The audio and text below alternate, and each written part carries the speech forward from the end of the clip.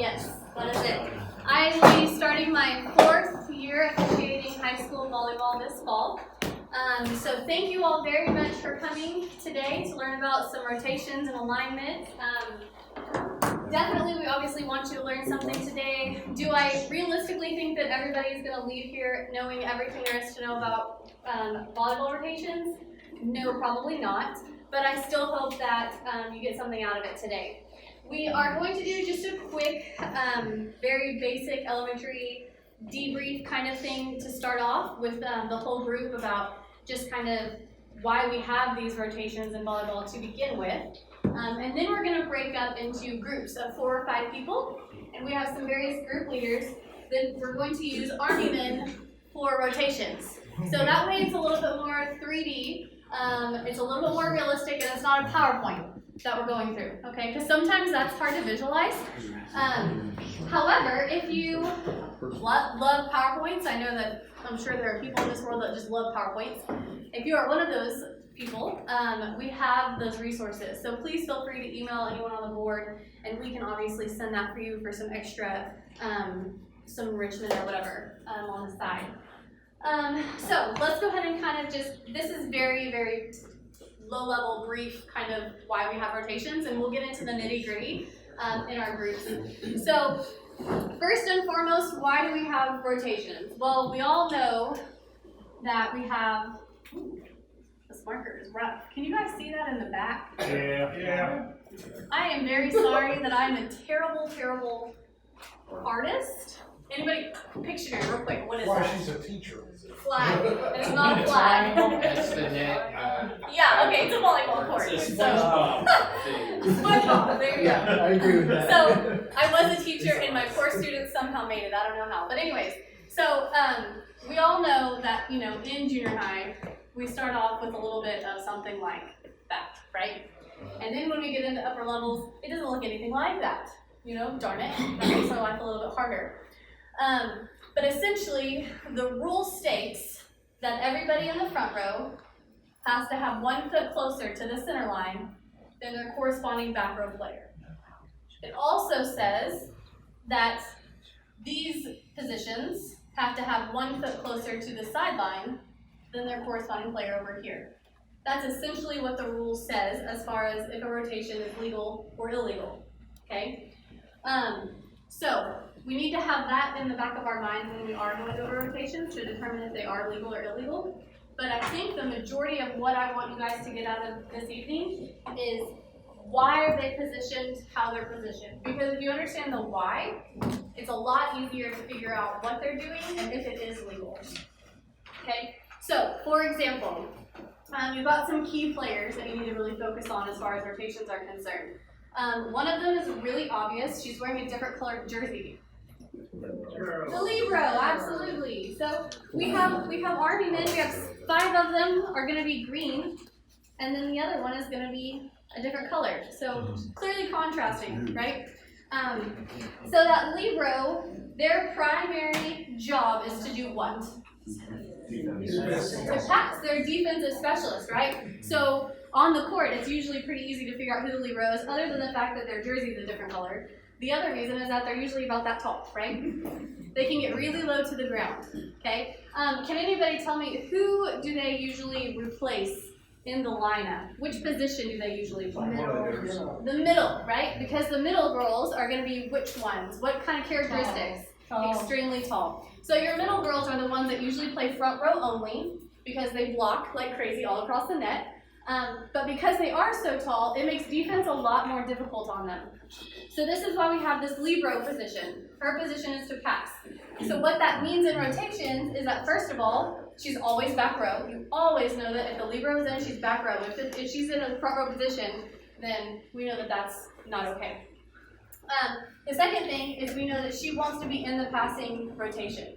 She wants the ball. She's the best passer on the whole team, theoretically. So she wants to get every serve received. Okay? The second position that you really need to be aware of is going to be the setter. All right? The setter normally touches which ball?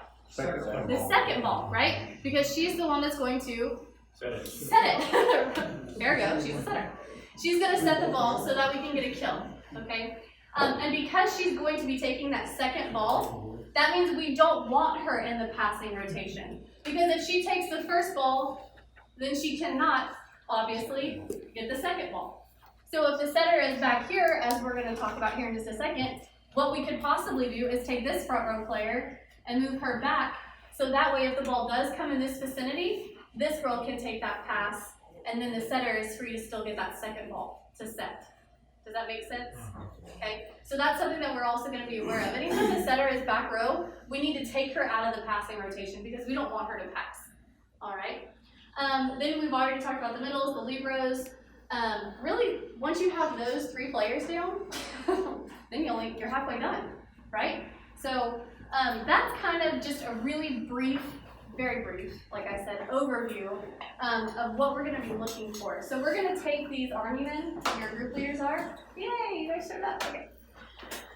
We're going to kind of go through here and let you guys manipulate and kind of see what the rotations look like for different types of offenses, and then kind of play around with those. So on that note about different offenses, has anyone in here heard of 6-2 and 5-1? Yes. Okay, so those are different types of offenses. There are more, but those are the 2 most commonly used offenses. 6-2, the 6 stands for what? Does anybody know? Go ahead. 6 hitters. 6 hitters, and the 2 stands for? Setters. 2 setters. Okay, so what happens essentially is if your setter is here and is 6-2, she's going to kind of rotate all the way through, and what happens when she gets front row? She goes out. She goes out, someone else comes in, and then this person over here that's getting ready to serve becomes the setter, if you will. Okay, the nice thing about 6-2 rotations, they basically have 3 rotations that they just keep repeating over and over again. Okay, we'll talk, your group leaders will talk about that a little bit more. And the setter is always back row. The setter is always back row, yeah, unless they screw up. Okay, they forget to rotate out or whatever, but the setter is always back row. That's a good point. Thanks, Jerry. So, then we have a 5-1, right? So that would be 5 hitters and 1 setter. All right. We're not really going to talk about why there's 6 hitters. I mean, they can if they want to, but I really want you to focus on the fact that there's 2 setters versus 1 setter. A 5-1, there's 1 setter, which means that she's playing all the way around. So at some point, that setter will become front row. Okay. And when that setter becomes front row, we have some different rotations, some different alignments to look at than the 6-2, because that's when it starts to be different than a 6-2. Okay. A couple of things just to note. We are going over the most common offenses and the most common rotations. There are coaches and teams out there that do things drastically differently than what you're going to see tonight, but hopefully if you get the concept of what's happening, then maybe it'll be a little bit easier to identify what they're doing. Some examples: Regent is kind of all over the map sometimes. BK, WAD just mixes things up frequently and will change setters sometimes. And there are different things too, as far as like in this situation, we're going to pretty much have the libero always leading the setter. That's not always the case, so you kind of have to be aware of those things. I would strongly recommend, it's really hard, I think, to learn rotations when you're reffing. Because if you're R2, you're also paying attention to nets and subs and timeouts and whatever the case is. But I would think a really smart way to start with trying to learn rotations and understand what's going on is to watch other matches, either on TV, go to a TUORU game, at a tournament when you have some time off. Watch the rotations and just focus on one side and watch that team and see where those players go and how they line up. Identify who the setter is, identify who the liberos are. There's only 1 in high school, so there's only going to be 1. Okay, identify who the libero is, and just try to see if you can figure out when she's front row, when the setter is front row, when the setter is back row, etc., so on and so forth. So those are kind of some recommendations, but we're going to go ahead and at this point break up. I want to spend the majority of the day just doing the kind of working in groups, so that way you guys are comfortable asking questions and kind of just seeing in a 3D situation what's going on. Yes, sir. I want to tag on to your point.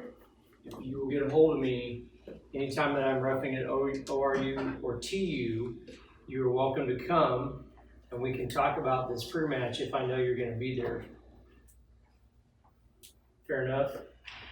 So you guys have my contact information, and I think I have four or five matches in Tulsa in the city this year, so between those 2 universities. So more than just going, let me know you're coming, and then I can tell you what that offense is gonna be, because I know the teams, I watch them warm up, and I know who their setters are, if that helps you. And this is during the season, right? So Tony's suggestion is well timed, because you're gonna have a match after that, and that may help you watch it a little more fluidly during the season, if that helps. Yeah.